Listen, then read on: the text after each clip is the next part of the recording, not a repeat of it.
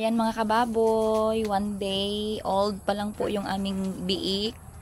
So, kagabi lang po siya ipinanganak. Yan. So, nagkaroon kami ng 11 na blessings na biik.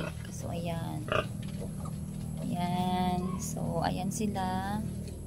Ngayon ay unang pakain namin sa aming inahin. So, 400 grams lang muna yung pinakain sa kanya kasi baka mabigla yung katawan niya. So, 400 grams lang daw muna, sabi ng aking husband.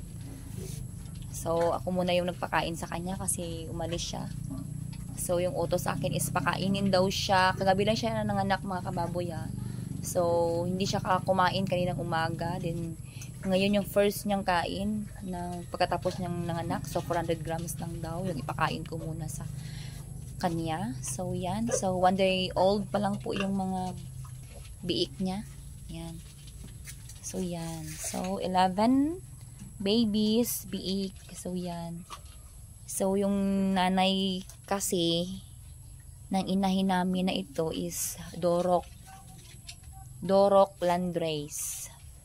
So, ito yung inahin namin is may lahing half Dorok, half Landrace. Then, ang iniay sa kanya mga kababoy is large white. Pero grabe yung labas ng lahi pagpanganak ng kanyang biik. Talagang halos lahat ay Dorok. Kasi makikita naman natin na lahing Dorok talaga yung namamayagpag o namamayani. Diba?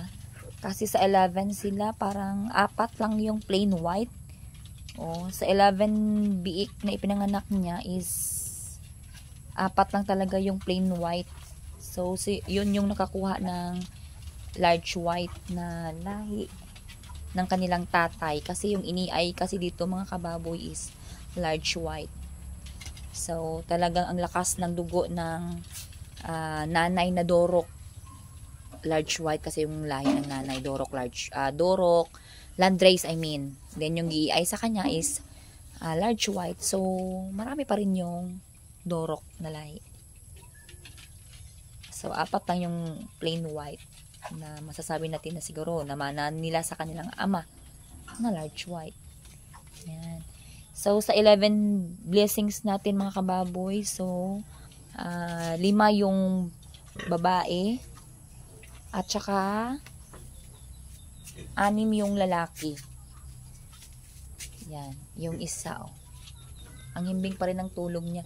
Kasi napapansin ko mga kababoy na palagi nakikita ng husband ko sa mga YouTube na pinanunood niya. Maganda talaga na mayroong brother lamb.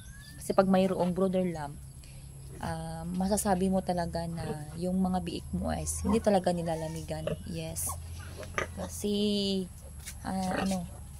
parang feeling nila nasa tabi lang nila yung nanay nila.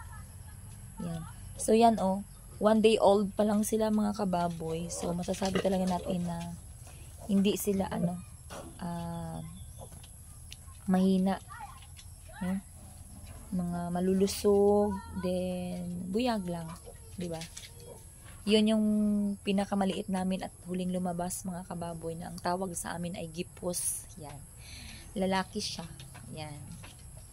So mga kababoy, makikita nyo naman na mayroong kawayan kami na inilagay dyan at saka dito sa kabila din. Kasi wala pa kaming tawag doon, parang mating ba, na para hindi ma-direct yung katawan ng mga biik sa semento. Kasi 'di ba pag semento is malamig. Yan.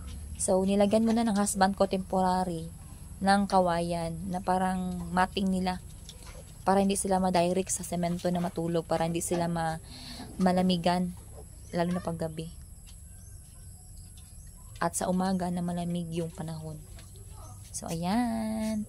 So 1 day old ng aming alagang biik. So ayan, bye-bye mga kababoy. So ayan, pahinga na ang aming inahin. So maya-maya didi na naman yan sila. Ayan. So bye-bye.